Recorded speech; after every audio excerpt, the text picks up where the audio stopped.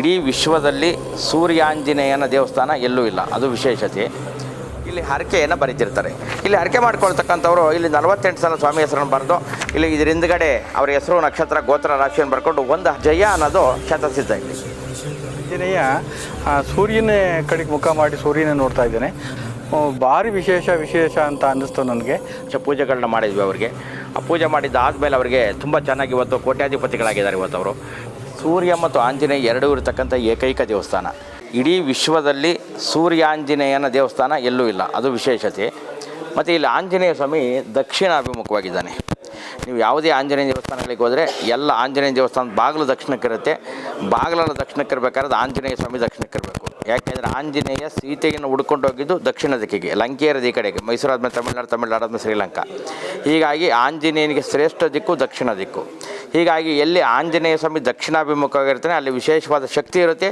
ಹೀಗಾಗಿ ಅಲ್ಲಿ ಎಲ್ಲ ಹರಕೆಗಳು ಕೂಡ ಅತಿ ಶೀಘ್ರವಾಗಿ ಫಲಿಸ್ತಾ ಇರ್ತವೆ. ಎಲ್ಲ ರೀತಿಯ ಜಯ ಅನ್ನೋದು ಸಿಗ್ತಿರ್ತದೆ. ಯಾಕೆಂದರೆ ಆದಿತ್ಯ ಹೃದಯ ಸ್ತೋತ್ರವನ್ನು ಪಠಣ ಮಾಡೋದ್ರಿಂದ ಜಯ ಸಿಗುತ್ತೆ ಅಂತೇಳಿ ರಾಮಾಯಣದಲ್ಲಿ ಉಲ್ಲೇಖ ಆಗಿದೆ.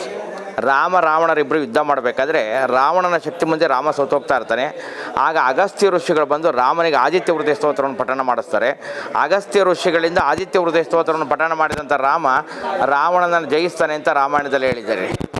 ನೋಡಿ, ಇಲ್ಲಿ ಬಂದಂತಕ್ಕವರಿಗೆ ಸಂತಾನ ಫಲ ಯಾರಿಗಿರಲಿಲ್ಲ, ಅವರಿಗೆ ಸಂತಾನ ಫಲಗಳಾಗಿದೆ. ಮತ್ತು ಕೋರ್ಟ್ ಕೇಸ್ಗಳು ಜಯ ಆಗಿದೆ.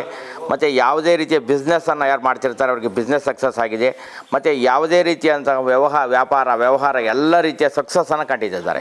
ಯಾಕೆ ಅಂತಂದರೆ ಆದಿತ್ಯ ಮತ್ತು ಹನುಮಾನ್ ಅಂದರೆ ಸೂರ್ಯ ಮತ್ತು ಆಂಜನೇಯ ಎರಡೂ ಇರ್ತಕ್ಕಂಥ ಏಕೈಕ ದೇವಸ್ಥಾನ. ಆದ್ದರಿಂದ ಆಂಜನೇಯ ನೆಗೆಟಿವ್ ಎನರ್ಜಿಯನ್ನು ರಿಮೂವ್ ಮಾಡ್ತಾನೆ, ಅಂದರೆ ಋಣಾತ್ಮಕ ಶಕ್ತಿಯನ್ನು ತೆಗಿತಾನೆ.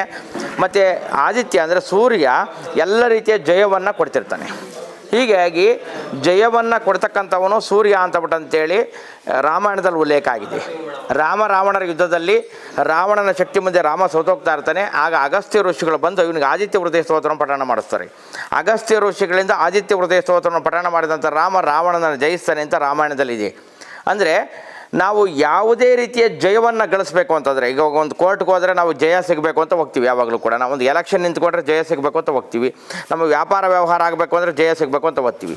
ಅಂದರೆ ಎಲ್ಲ ರೀತಿಯ ಜಯಕ್ಕೆ ನಾವು ಆದಿತ್ಯ ಹೃದಯ ಸ್ತೋತ್ರವನ್ನು ಪಠಣ ಮಾಡಬೇಕು ಅಂತ ಹೇಳುತ್ತೆ ರಾಮಾಯಣದಲ್ಲಿ. ಸಂಪೂರ್ಣವಾಗಿ ವಾಸ್ತುಬಲ ಇದೆ. ಸಂಪೂರ್ಣವಾಗಿ ವಾಸ್ತುಬಲ ಇರೋದ್ರಿಂದ ಈಶಾನ್ಯದಲ್ಲಿ ಕೆರೆ ಇದೆ, ನೈಋತ್ಯದಲ್ಲಿ ಕುಬೇರನ ಮೂಲೆಯಲ್ಲಿ ಗುಟ್ಟೆ ಇದೆ, ಮತ್ತು ಪೂರ್ವ ತಗ್ಗಿದೆ, ಪಶ್ಚಿಮ ಎತ್ತರ ಇದೆ, ದಕ್ಷಿಣ ಎತ್ತರ ಇದೆ, ಉತ್ತರ ತಗ್ಗಿದೆ. ಹೀಗಾಗಿ ಇಡೀ ಏರಿಯಾ ನ್ಯಾಚುರಲ್ಲಾಗಿ ವಾಸ್ತು ಇರೋದ್ರಿಂದ ಇಲ್ಲಿ ಭಕ್ತರು ಯಾರು ಏನೇ ಅರ್ಕೆ ಮಾಡಿಕೊಂಡ್ರು ಕೂಡ ಅರ್ಕೆಗಳೆಲ್ಲ ಖಚಿತವಾಗಿ ಬೇಗ ಈಡೇರ್ತಿರ್ತವೆ. ಹೀಗೆ ಇಲ್ಲಿ ಅವ್ರಿಗೆ ಯಾರೇ ಈಗ ದೇವಸ್ಥಾನದ ನಂಬರ್ಗೆ ಒಂದು ಮೆಸೇಜನ್ನು ಹಾಕಿದರೆ ಅವ್ರಿಗೆ ಡೀಟೇಲನ್ನು ನಾವು ಕಳಿಸ್ತಿರ್ತೀವಿ, ಯಾಕೆ ಬರಬೇಕು ಅಂತೇಳಿ. ಬೆಂಗಳೂರು ಕಡೆಯಿಂದ ಬರೋಂಥವ್ರು ತುಮಕೂರು ರೋಡಲ್ಲಿ ಬಂದರೆ ದಾವಸ್ಪೇಟೆ ಸಿಗುತ್ತೆ. ದಾವಸ್ಪೇಟೆಯಿಂದ ರೈಟಿಗೆ ತೊಗೊಂಡ್ರೆ ಮಧುಗಿರಿ ಪಾವಗಡ ರೋಡಲ್ಲಿ ಬಂದರೆ ಊಡಿಗೆರೆಯಿಂದ ಕೋಲಾರ ಮಾರ್ಗವಾಗಿ ಸೂರ್ಯಪುರ ತಲುಪ್ಬೋದು. ಅದೇ ರೀತಿ ತುಮಕೂರು ಕಡೆಯಿಂದ ಬರೋರು ದೇವರಾಯನದುರ್ಗ ರೋಡಲ್ಲಿ ಬಂದರೆ ಕೋಲಾರದ ಮಾರ್ಗವಾಗಿ ಇಲ್ಲಿ ಸೂರ್ಯಪುರಕ್ಕೆ ಬರ್ಬೋದು. ಅದೇ ರೀತಿಯಲ್ಲಿ ಮಧುಗಿರಿ ಪಾವಗಡದ ಕಡೆಯಿಂದ ಬರೋರು ಗೊರವನಹಳ್ಳಿ ಲಕ್ಷ್ಮೀ ದೇವಸ್ಥಾನದ ಮೇಲೆ ಬಂದರೆ ಕೋಲಾರಕ್ಕೂ ಗೊರವನಹಳ್ಳಿ ಲಕ್ಷ್ಮೀ ದೇವಸ್ಥಾನಕ್ಕೂ ಮಧ್ಯೆ ಸೂರ್ಯಪುರ ಸಿಗುತ್ತೆ. ಇಲ್ಲಿಗೆ ಬರೋದು ಯಾವ ವಾರ ಬರಬೇಕು, ಯಾವ ವಾರ ವಿಶೇಷ? ಡೈಲಿ ಪೂಜೆ ಇರುತ್ತೆ. ಆದರೆ ಮಂಗಳವಾರ, ಶನಿವಾರ, ಭಾನುವಾರ ಮತ್ತು ಗೌರ್ಮೆಂಟ್ ರಜಾ ಹಬ್ಬಗಳ ದಿನ ತುಂಬ ಜನ ಬರ್ತಾ ಇರ್ತಾರೆ. ಮತ್ತು ಇಲ್ಲಿಗೆ ಬರ್ತಕ್ಕಂಥ ಭಕ್ತಾದಿಗಳಿಗೆ ಇಲ್ಲಿ ಟ್ರಸ್ಟ್ ವತಿಯಿಂದ ಆಟೋದ ವ್ಯವಸ್ಥೆಯನ್ನು ಕೂಡ ಬಿಟ್ಟಿದ್ದಾರೆ. ಮತ್ತು ಇಲ್ಲಿ ಕೋಲಾರದಿಂದ ಬರೋವಂಥವ್ರಿಗೆ 30 ರೂಪಾಯಿ ಚಾರ್ಜನ್ನು ಫಿಕ್ಸ್ ಮಾಡಿದೆ ಒಂದು ಸೀಟಿಗೆ.